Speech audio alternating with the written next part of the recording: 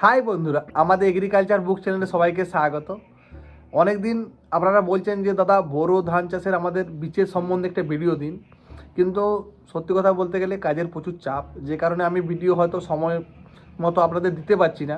তাতে আপনাদের অসুবিধা হচ্ছে সেটা আমি বুঝতে পারছি, যেহেতু আমার ভিডিওটা আসতে একটু লেট হচ্ছে। কিন্তু এই ভিডিওটা সবারই জন্যে, যারা ধান লাগিয়েছেন তাদের জন্যে, বা যারা এখনও বীজ কিনেননি তাদের জন্যে।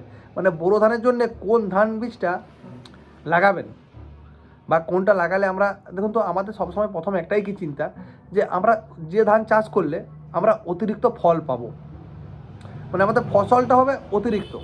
এটা সবাইকারই মাথায় আগে চিন্তা ভাবনা।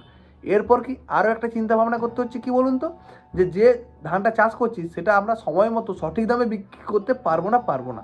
দেখুন, চাষ যে করলেই ফলন ফলালি হয়ে যাবে তা নয়, ধানটা তো বিক্রি করতে হবে। এবার এমন কিছু ধান আছে যে ধানের ফলন কিন্তু অতিরিক্ত, কিন্তু মার্কেটে বিক্রি করার সময় সঠিক দাম পাওয়া যায় না বা সঠিক খদ্দেরও পাওয়া যায় না। তার জন্য আমরা আজকে ঠিক চিন্তা ভাবনা করবো যে কোন ধানটা লাগালে আমরা মোটামুটি ভালো ফলনও পাবো, এমন ন্যায্য দামে সঠিক টাইমে আমরা বিক্রি করতে পারবো। ধানের বীজের বলার আগে আমি আপনাদেরকে একটা কথাই বলে রাখি, যে বোরো ধান বীজ যারা কিনছেন তারা প্রথমেই একটা ভুল করছেন, যে বীজ কেনা। প্রথমে বীজ কেনা থেকে বিরত হবো। বোরো সিজনে বীজ কেনার চিন্তাভাবনা পরিবর্তন করতে হবে। কেন? কারণ বোরো সিজনে 42 শতকের বিঘাতেও মোটামুটি বিঘা প্রতি 10 থেকে 12 কেজি বীজ লেগে যায়। এই হিসাবে দেখতে গেলে যদি কারো 10 বিঘা চাষ হয়, তার কি বলুন তো মোটামুটি 100 কেজি ধান বীজ লাগবে, যার দাম বোরো সিজনে কি 100 টাকা 120 টাকা কেজি। মানে ধান বীজে আপনার অনেক টাকা ইনভেস্ট হয়ে যায়। তার জন্য বোরো সিজনে ধান বীজ কেনা চলবে না। তাহলে বলবেন যে দাদা তাহলে আপনার ভিডিওটা কী জন্য? আমরা যদি ধান বীজ না কিনি তাহলে আপনার ভিডিও দেখবই বা কেন, আর আমরা চাষ করবোই কীভাবে? দেখুন, আমনের সিজনে আপনারা কী করবেন বলুন তো, যে বোরো যে বীজগুলো, এটা কেউ 2 কাঠা বা 5 কাঠা চাষ করে নেবেন। সেটা থেকে যে বীজটা হবে সেই বীজটা আপনার বোরোতে চাষ করুন। 5 কাঠা চাষ করলে হয়তো আপনার কি 2 কুইন্টাল 1 কুইন্টাল ধান হবে, সেই ধানটা থেকে আপনি বোরো সিজনে বীজ করতে পারবেন, তাতে আপনার বীজটা কিন্তু কিনতে হবে না। অনেকেই ভাববে যে দাদা বাড়ির ধান এরকম চাষ করলে কি ফলন পাবো? অবশ্যই ফলন পাবেন। আমার এলাকায় 90% চাষি কী করেন জানেন? তারা আমনের সময় 2 কাঠা 5 কাঠা চাষ করে বীজ তৈরি করে নেয়। কেউ 10-10, কেউ 11-53, কেউ আপনার GB1, বা কেউ সন্তোষী, শ্যামাশ্রী, শতাব্দী, নানা রকমের ধান আমাদের এখানে যেগুলো চাষ হয়, সবাই কিন্তু এই প্রসেসেই হাঁটে। তাতে কি হয়, তাতে খরচটা কিন্তু অনেকটা কম হয়। অনেকেই কী ভাবেন বলুন তো, যে বীজটা হয়তো কেউ তৈরি করছে। দেখুন, বীজ কেউ তৈরি করে না, এই আপনাদের মতন চাষিরাই কেউ না কেউ চাষ করছে। সেই বীজ প্রথম থেকে কাটিং করে ভালো করে পরিদর্শন করে সেটা চাষ করা হচ্ছে, এটাই যা। তারপর ওটাকে মেশিনে নিয়ে যেয়ে যে একটু আবর্জনা থাকছে বা অন্য কিছু ধান, সেগুলো খালটা উড়িয়ে দিচ্ছে। তারপর কী বলুন তো, সেটা বস্তায় প্যাকিং করে আবার মার্কেটে বিক্রি করা হচ্ছে। তাহলে আপনি এত টাকা দিয়ে বীজটা কিনবেন কেন? বীজ নিজে তৈরি করতে শিখুন, তাতে লাভটা আপনারই হবে। আজকের ভিডিওতে আমি আপনাদের কিছু ধান বীজ সম্বন্ধে বলবো, যেগুলো বোরোতে লাগালে মোটামুটি আপনারা বিঘা প্রতি কোনোটাতে 10 কুইন্টাল, কোনোটাতে 12 কুইন্টাল, আবার কোনোটাতে 16 কুইন্টাল পর্যন্ত ফলন পাবেন। মানে 16 কুইন্টালের ধান বীজও কিন্তু বোরোতে পাওয়া যায়, যদি 42 শতকের বিঘা হয়। মানে যদি আপনার একর প্রতি আপনি ধরেন, একরে মোটামুটি আপনার 35 থেকে 40 কুইন্টাল ধানটা চোখ বন্ধ করে কিন্তু হয়ে যাবে, সেরকম ধান বীজও আছে। সে ধান বীজটা কী, সেটা যদিও ভিডিওটা দেখতে থাকুন, আমি ভিডিওতেই আলোচনা করবো। ওতে সব থেকে ভালো যদি মিনিকেট কেউ চাষ করতে চান, যেটা আপনার ফলনও ভালো, আবার বিক্রি করতেও সুবিধা। যদি কেউ বিচে বিক্রি করেন খুব ভালো দাম পাওয়া যায়। তাছাড়াও আপনি যে কোনো সময় বিক্রি করলে দাম ভালো পাওয়া যায়। সেটা কি বলুন তো, 47-86, বা যেটা অরিজিনাল মিনিকেট, নাম্বার 1 মিনিকেট, যেটা আমরা সবাই চিনি। যে মিনিকেট বললে প্রথমে যেটা আসে সেটা 47-86। মোটামুটি আপনি একরে কত, ওই 18 থেকে 20 কুইন্টাল। মানে এর ফলন কিন্তু অতিরিক্ত নয়, এর দামটাই অতিরিক্ত। ফলন আপনি মোটামুটি ভালো করে করলেও 20 কি জোর 21-22 পর্যন্ত ফলন হয়ে যায়। এরপর একটা আছে কি বলুন তো, যারা শুধুমাত্র খাওয়ার জন্যই চাষ করতে চান, বিক্রির উদ্দেশ্য নয়, তারা করতে পারেন সুপার শঙ্কর। দেখবেন পান কোম্পানির একটা আছে, সুপার শঙ্করটা হচ্ছে কৃষি রসায়নের, আর পান কোম্পানির একটা আছে সেটা কি 50-27। এটা চাষ করলেও কিন্তু আপনারা মোটামুটি কি ফলন ওই 8-10 কুইন্টালই পাবেন, কি একটু কম হতে পারে, কিন্তু আপনার খেতে কিন্তু খুব সুস্বাদু টেস্ট। ছাড়া পান কোম্পানির 845, এটাও তো একটা নতুন ধান, মানে রিসার্চ ভ্যারাইটি, এটাও চাষ করতে পারেন। এটাও সেম ওই মিনিকেট টাইপ গ্রুপেরই ধান, ফলনও মোটামুটি ওই আপনার একরে 18 থেকে 22 কুইন্টালের মধ্যেই হয়ে যায়। আর একটা মিনিকেট গ্রুপের ধান আছে, সেটা হচ্ছে যুবরাজ, ঠিক আছে, বসুন্ধরা সিডসের যুবরাজ, এটাও চাষ করতে পারেন। এই ধানটাও আপনার কী বলুন তো, ওই একই 8 থেকে 12 কুইন্টাল ফলন হবে আপনার 42 শতকে যদি বিঘা হয়। মানে একরে ওই আপনার সব ওই 18 থেকে 22 কুইন্টালের মধ্যে সমস্ত মিনিকেটেই কিন্তু আপনার এরকম ফল পাবেন। কিন্তু মিনিকেট ধানের ক্ষেত্রে একটা জিনিস মাথায় রাখবেন, যে এই গ্রুপের যে ধানগুলি আমি বলছি, যে কোনো কোম্পানির সমস্ত ধানের ক্ষেত্রে রাসায়নিক সার কিন্তু চোখ বন্ধ করে দেওয়া যায়। বোরো ধানের ক্ষেত্রে একটা জিনিস মাথায় রাখবেন, মিনিকেট গ্রুপের ধান বা যে কোনো গ্রুপের ধান বা যে ধানগুলো আমি বলেছি বা বলবো, সমস্ত ধানের ক্ষেত্রে রাসায়নিক সারের পরিমাণ কিন্তু অতিরিক্ত দেওয়া যায়, মানে অতিরিক্ত দিতে হয়, নাহলে কিন্তু ধানের ফলন মনের মতো হয় না। বর্ষাকালে যেমন ধান পড়ে যাওয়ার যে ভয়ের কারণে আমরা দিই না, সেটা কিন্তু আমরা গ্রীষ্মকালে বা বোরোতে হবে না। এখানে রাসায়নিক সার যত দিবেন ধানের পাশকাঠি তত বাড়বে, ফলনও তত বাড়বে।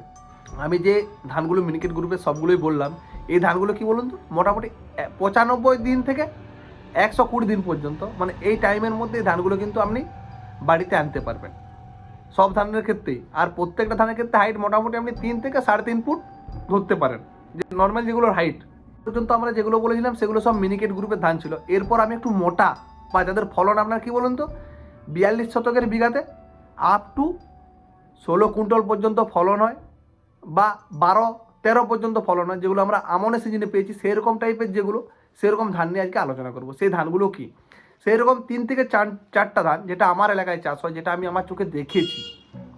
মূলত আমার এলাকায় চাষ 90% যেসব ধানের, আমি সেই 3টা বীজ নিয়ে আজকে আলোচনা করব।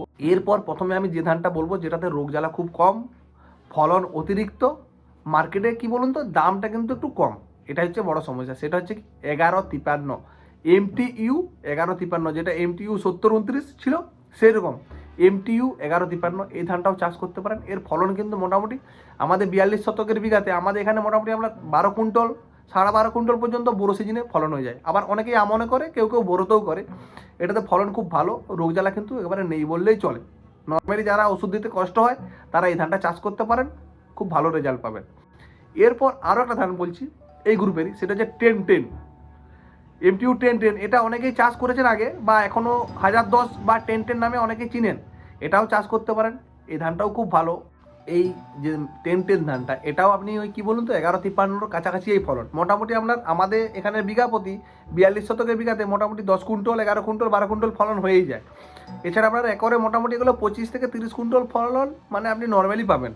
এরপর আমি যে ধানটা বলবো, যেটা আপনার আমাদের 42 শতকের বিঘাতে আপ টু 16 কুইন্টাল পর্যন্ত ফলন হয়। এটা আপনাদের প্রথমেই মনে হচ্ছে গল্প, যদিও এটা গল্প মনে হতেই পারে, কারণ আপনারা অনেকেই চাষ করেন না, তার জন্য আপনারা হয়তো জানেন না। সেটা কি বলুন তো, সেটা হচ্ছে GB1।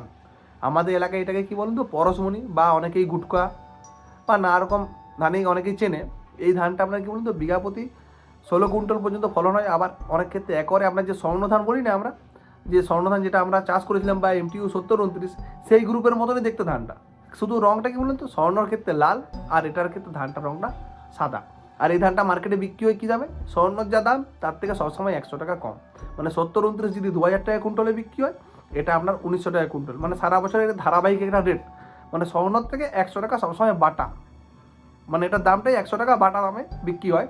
আর এই ধানের ক্ষেত্রে রোগ জ্বালাটা কিন্তু একটু বেশি, বুঝতে পারছেন। যদি কেউ বিচে বিক্রি করতে পারেন তাতে আপনি ভালো দামে বিক্রি করতে পারবেন সবসময়, 2000-2200 টাকায় বিক্রি সবসময় মার্কেটে করা যায়। কিন্তু যদি সিডে বিক্রি না হয়, সেক্ষেত্রে ফুডের ক্ষেত্রে এটার দাম মোটামুটি সবসময় স্বর্ণর থেকে 100 টাকা কমে বিক্রি হয়। এতে রোজালা একটু বেশি, কিন্তু ধানটা কী বলুন তো মোটামুটি ওই 120 দিনের মধ্যে ধানটা আপনার 120 দিনের মধ্যে আপনি বাড়িতে আনতে পারবেন। বিশেষ করে যখন GB1 ধান বীজটা কিনতে যাবেন, আপনারা একটা জিনিস লক্ষ্য করবেন যে GB1 ধানটা যেমন ছালটা পাতলা হয়, যে মোটা টাইপের যে ধানের যদি ছালটা হয় না ধানের খাদটা, সেই ধানটা কিনবেন নি। যেমন স্বর্ণর মতনই দেখতে সেম, শুধু কালারটা সাদা।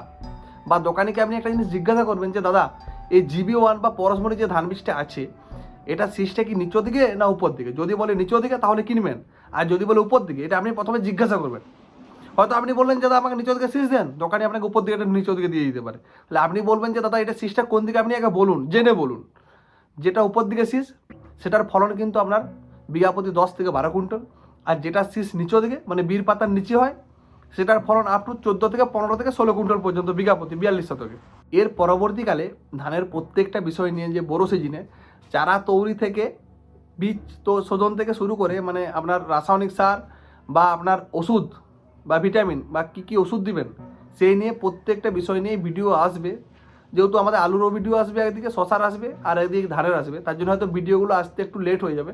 যদি কারো কোনো সমস্যা হয়, তার জন্য আমাদের হোয়াটসঅ্যাপ যে গ্রুপ আছে সেখানে অ্যাড হয়ে যাবেন, ওখান থেকে আপনারা সমস্ত রকম সমস্যার সমাধান পাবেন। কিন্তু ভিডিওগুলো আসতে একটু দেরি হচ্ছে, তার জন্য আপনারা হয়তো আমার ভিডিওর পরে আপনারা অনেকেই কমেন্ট করবেন যে দাদা আমি এই শীতকালে চারাটা বাড়ছে না, আমি কি করব। তার জন্য আমি আপনাকে বলে রাখি, সাই কোম্পানির সাই পাওয়ার প্লাস, লাস্ট টাইমে বলে দিই এটাই, যে এটা ব্যবহার করবেন। আর এবার ডোজ অনেকেই ডোজ জিজ্ঞাসা করবেন, আপনারা ট্যাঙ্কিতে 30 ml থেকে 40 ml স্প্রে করতে পারেন বা মাটিতে ছড়াতেও পারেন। এরপর কি করবেন, অনেকেই বীজ শোধন করার জন্য জিজ্ঞাসা করতে পারেন যে দাদা বীজ কী করে শোধন করবো। তার জন্য বেশি কিছু নয়, অনেক কিছু খরচ করার কোনো কিছু দরকার নেই। যেটা হচ্ছে লিজেন্ড, ঠিক আছে, লিজেন্ড এফএমসি কোম্পানির যে লিজেন্ড, এটা ব্যবহার করবেন। প্রতি বস্তায় একটা করে ব্যবহার করবেন, তাহলেই কিন্তু কাজ হয়ে যাবে। 25 কেজির বস্তা হলে বীজ কিন্তু 100% আপনার কি বলুন তো অঙ্কুরিত হবে।